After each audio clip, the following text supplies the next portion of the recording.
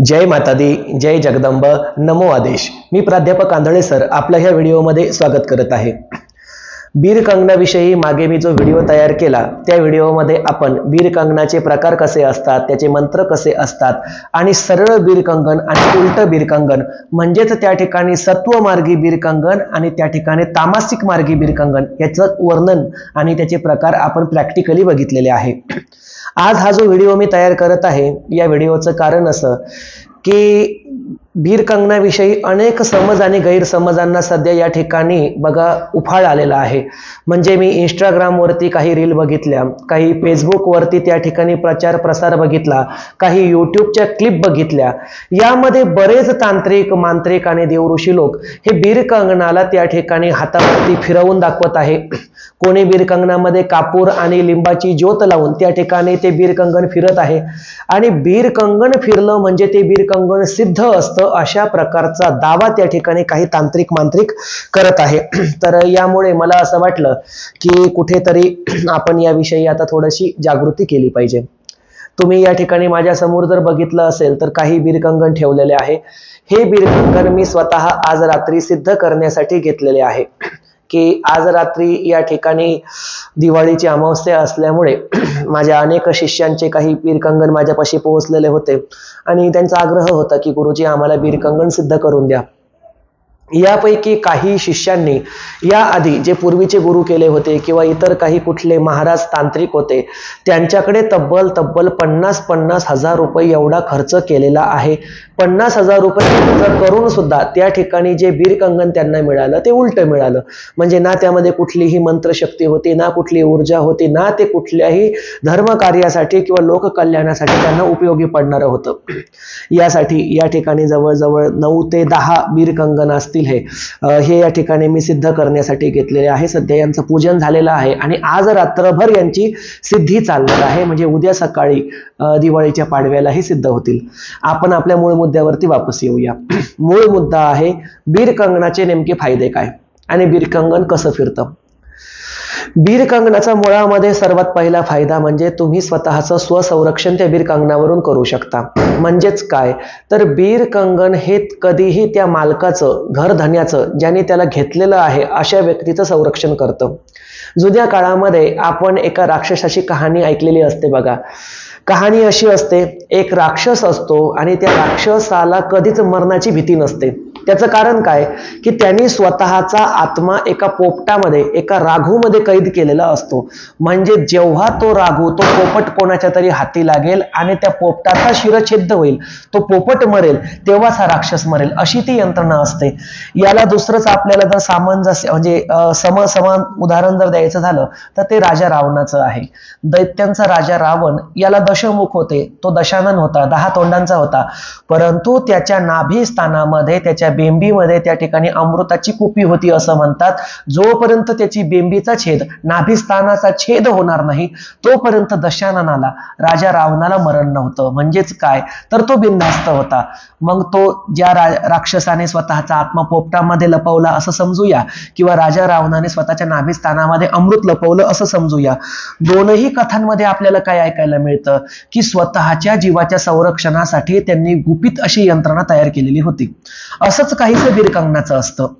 आपल्यावरती कोणाची वाईट नजर लागू नये, आपल्याला कोणी त्या ठिकाणी चेटूक जारण मारण इत्यादीने फटका देऊ नये, कोणी आपल्या जीविताची हानी करू नये, या कारणासाठी जुन्या काळातील व्यक्ती स्वतःच्या गुरुच्या हाताने सिद्ध असं बीर कंगन तयार करून घेत आणि हे बीर कंगन त्या व्यक्तीचं, त्या व्यक्तीच्या पत्नीचं, त्या व्यक्तीच्या मुलांचं, तिच्या कुटुंबाचं वाईट शक्तीपासून सदैव संरक्षण करत असे। हा सर्वात मोठा बीर कंगनाचा फायदा। आता बीर कंगनावरतून आपण जगाचं कल्याण कसं करू शकतो हा सुद्धा एक प्रश्न आहे। जगाच्या कल्याणासाठी आपण बीर कंगन या पद्धतीने वापरू शकतो की एखाद्या व्यक्तीला जर निगेटिव्ह शक्तीचा त्रास आहे, त्यावरती कुठली अतृप्त आत्मा आलेली आहे, कोणी त्यावरती चेटूक चेडा गोटा इत्यादीचा त्रास सोडलेला आहे, वास्तु दोष आहे किंवा करणी भानामती इत्यादी काही दुष्ट शक्तींची पीडा त्या व्यक्तीच्या घराच्या मागे किंवा त्या व्यक्तीच्या मागे लावलेली आहे, अशा व्यक्तीच्या डोक्यावरून जर आपण बीर कंगनाचा 5 वेळेस वेळेला किंवा 3 वेळेला किंवा 7 वेळेला उतारा केला तर बऱ्याच प्रमाणामध्ये त्या व्यक्तीची निगेटिव्हिटी कमी होते. दुसरं म्हणजे ज्या जागेमध्ये वास्तुदोष आहे, पितृदोष आहे किंवा काही बाधा आहे, अशा जागेमध्ये जर आपण बीर कंगण 3 वेळेला फिरवलं किंवा 7 वेळेला फिरवलं, पूर्ण घराची किंवा त्या वास्तूची परिक्रमा आपण बीर कंगणाने केली, तर हे बीर कंगण त्या वास्तूमधील दोष स्वतःकडे खेचून घेण्याचं काम करतं. म्हणजे ती वास्तू बऱ्याच प्रमाणामध्ये न्यूट्रल होते, सात्विक होते. तिसरा फायदा म्हणजे जर आपल्याला एखाद्या वाईट स्थानामध्ये जायचं आहे, सपोज आपण असं पकडूया, स्मशानाचा रस्ता आहे, स्मशानामध्ये अधिक प्रमाणामध्ये तामसिक भाव असतो, काही त्या ठिकाणी निगेटिव्ह शक्तींचं वास्तव्य असतं. अशा ठिकाणवरून किंवा ज्या ठिकाणी, जसं की मी तुम्हाला सांगतो, काही असे पीठ असतात अघोरींचे, ज्या पीठामध्ये आपली सात्विकता कमी होण्याचा धोका असतो किंवा आपली त्या ठिकाणची ऊर्जा खेचून जाण्याचा धोका असतो.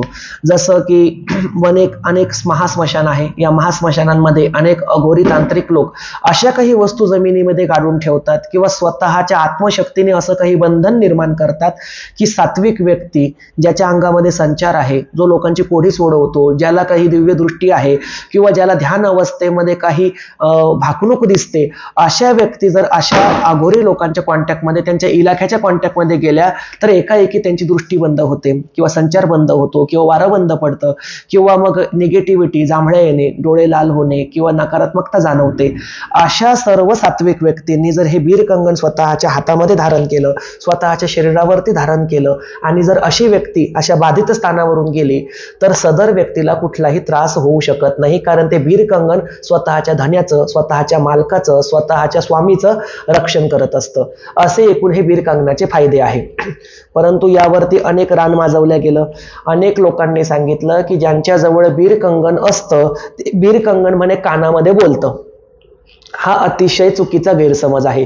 बीर कंगण कधीही कानामध्ये बोलत नाही, हे मी या ठिकाणी जाहीर सांगत आहे. आणि जर कोणाकडे कानामध्ये बोलणारं बीर कंगण असेल तर मी स्वतः मुकुंद विजय आंधळे या ठिकाणी पैज देतो. ही माझी खाजगी पैज आहे. मी 1,50,000 रुपये म्हणजे 1.5 लाख रुपये नगदी पैजेवर लावायला तयार आहे. फक्त समोरचं कोणाचं बोलणारं बीर कंगण असेल त्यांनी फक्त 5 सेकंद ते बीर कंगण माझ्या कानामध्ये बोलतं करावं. किती सेकंद? 5 सेकंद. 1 2 3 4 5. 5 सेकंदामध्ये एक जरी शब्द ते बीर कंगण माझ्या किंवा कोणाच्याही कानामध्ये बोललं तर त्या ठिकाणी मी 1.5 लाख रुपये द्यायला तयार आहे.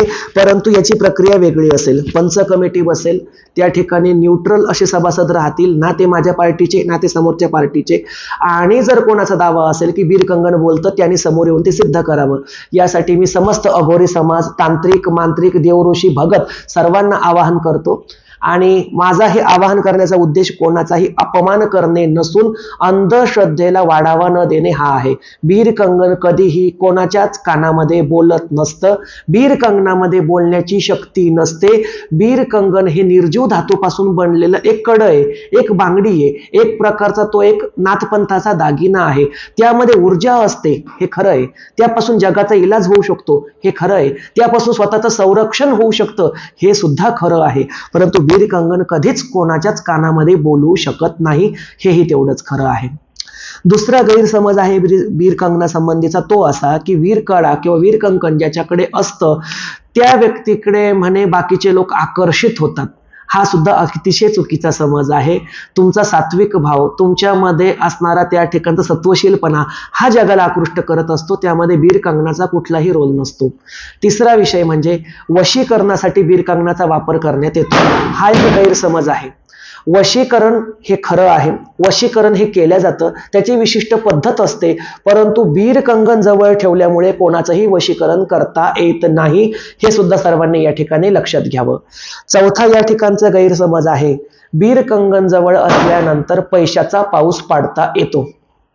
मी बघितलं अनेक ठिकाणी काही काळे विद्या वापरणारे व्यक्ती किंवा तांत्रिक मांत्रिक दावा करतात की आमच्याजवळ असं बीर कंगण आहे की ज्यामुळे आम्ही आकाशातून पैशाचा पाऊस पाडू शकतो. मुळामध्ये बघा, पैशाचा पाऊस पडणं हा विषय शक्य आहे किंवा नाही हे एखाद्या वेगळ्या व्हिडिओमध्ये आपण बोलूया त्याविषयी, परंतु तात्पुरतं मी सांगतो, बीर कंगनामुळे पैशाचा पाऊस काय एक छदाम रुपया, एक फुटकी कवडी सुद्धा आभाळातून पडू शकत नाही, हे मी या ठिकाणी जाणीवपूर्वक सांगतो. जर कोणी बीर कंगनावरून पैशाचा पाऊस पाडण्याचा दावा करत असेल तर मी अशा व्यक्तींना सुद्धा आवाहन देतो, माझं 1.5 लाखाचं या ठिकाणी म्हणजे बक्षीस आहे किंवा काय म्हणूया आपण त्याला, ते त्या ठिकाणचं आवाहन आहे 1.5 लाखाचं, की आकाशातून तुम्ही मला 10-10च्या फक्त 5 नोटा पाडून दाखवा, म्हणजे फक्त 50 रुपये पाडून दाखवा. आभाळातून बीर कंगनाद्वारे जर 10-10च्या 5 नोटा जरी आल्या तरी 1.5 लाख रुपये मी त्या व्यक्तीला द्यायला तयार आहे. त्यासाठी आपण विशिष्ट पद्धतीने पंच कमिटी बसवून तो विषय निवडू शकतो. आणि नंबर तर यूट्यूब चॅनलला आहेच, 7385867468 73 85 86 74 68. जर कोणाला आवाहन द्यायचं असल्यास ह्या नंबरवरती बिंदासपणे फोन करावा. आम्ही सर्व पत्रकारांच्या देखत किंवा जी काही माझी कमिटी राहील तिच्या देखत आणि युट्यूबवरती लाईव्ह आपण हा चमत्कार प्रक्षेपित करूया. आणि जर कोणी मला यामध्ये हरवलं तर 1.5 लाख रुपये मी समोरच्या व्यक्तीला लाईव्ह मध्ये द्यायला सुद्धा तयार आहे. उद्देश हाच आहे की आराधी असो, वाघे असो, गोंधळी असो, मुरळी असो, शिवपंथ असो, नाथपंथ असो, शाक्त संप्रदाय असो, कुठल्याही पंथाच्या व्यक्तीने बीर कंगनाच्या नावाखाली जगाची फसवणूक आणि पिळवणूक थांबवावी. बीर कंगन सिद्ध केलं जातं ते स्वतःपुरतं असतं, कुटुंबापुरतं असतं, थोडंफार जगाच्या कल्याणापुरतं असतं. त्यावरून ना पैशाचा पाऊस पडतो, ना त्यावरून वशीकरण केलं जातं, ना बीर कंगन कोणाच्या कानामध्ये त्या ठिकाणी बोलतं.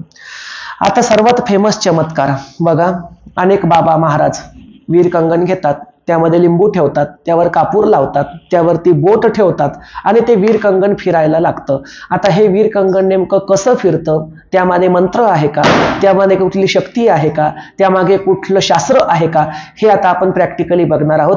चला तर मग खाली घे त्याच्या.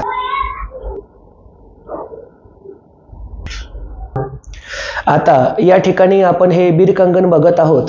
हे बीर कंगन बघा जमिनीवरती ठेवलंय आणि त्याच्या विशिष्ट एका टोकावरती माझ्या एका शिष्याने बोट ठेवलेलं आहे. आता थोड्या वेळाने हे बीर कंगन तुम्हाला या ठिकाणी मूव्ह करताना दिसेल, म्हणजेच फिरताना दिसेल. आता हे जे बीर कंगन या ठिकाणी फिरतंय ना, हे बीर कंगन फिरण्यामागे कुठलंही तंत्र नाहीये, मंत्र नाहीये, शास्त्र नाहीये.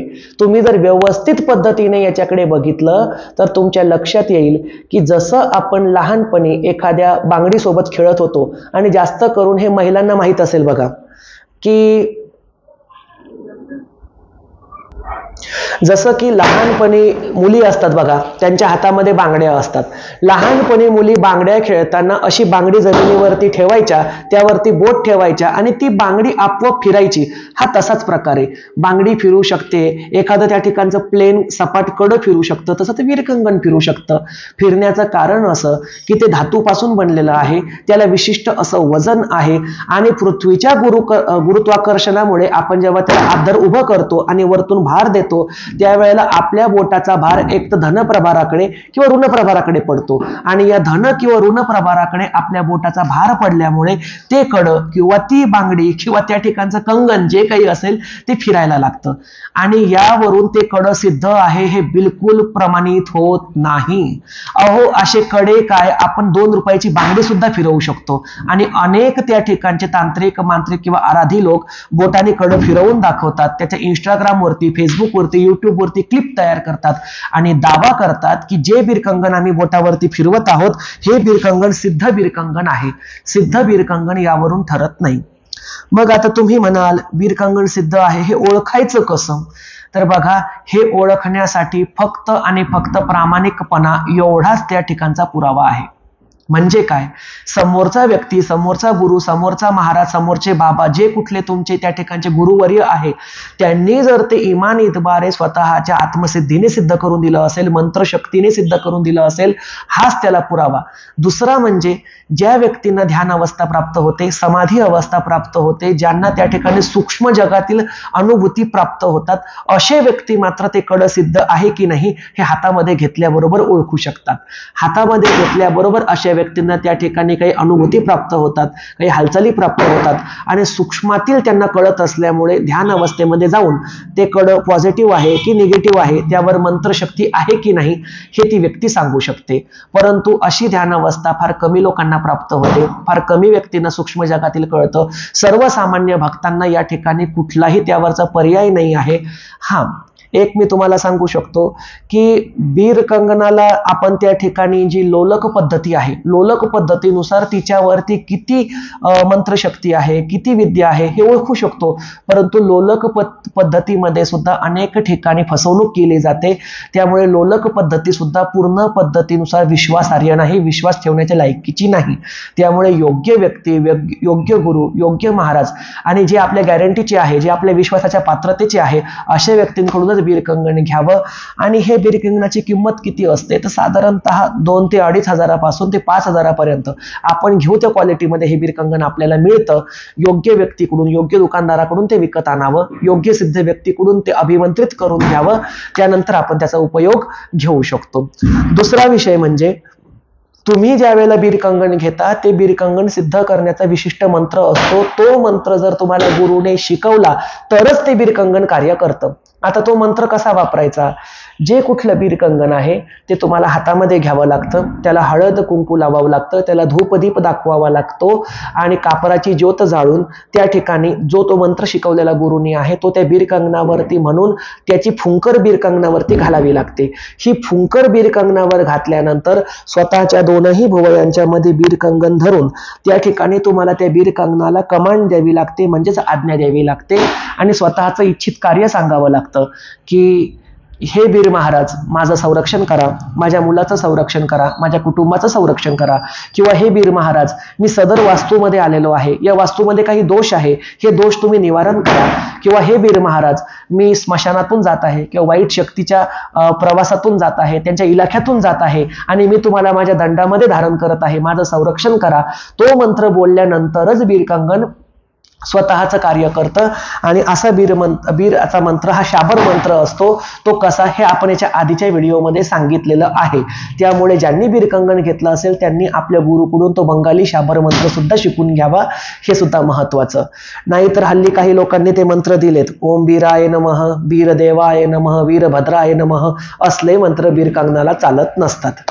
तर ज्यांनी हा व्हिडिओचा पहिला भाग बघितला नसेल त्यांनी तो कृपया बघावा आणि तो भाग बघितल्यानंतरच हा दुसरा भाग बघावा, जेणेकरून तुम्हाला बीरकंगणाविषयीची समस्त माहिती परिपूर्ण पद्धतीने मिळेल. आजच्या व्हिडिओमध्ये मी कुठलीही तात्विक माहिती न देता फक्त बीरकंगणाविषयी जे गैरसमज आहे त्यांचं खंडन केलेलं आहे. शिवाय या ठिकाणी 1.5 लाखाचं आवाहन सुद्धा केलेलं आहे आणि हे आवाहन मी लाईव्ह संपूर्ण महाराष्ट्रामध्ये कुठेही स्वीकारायला तयार आहे.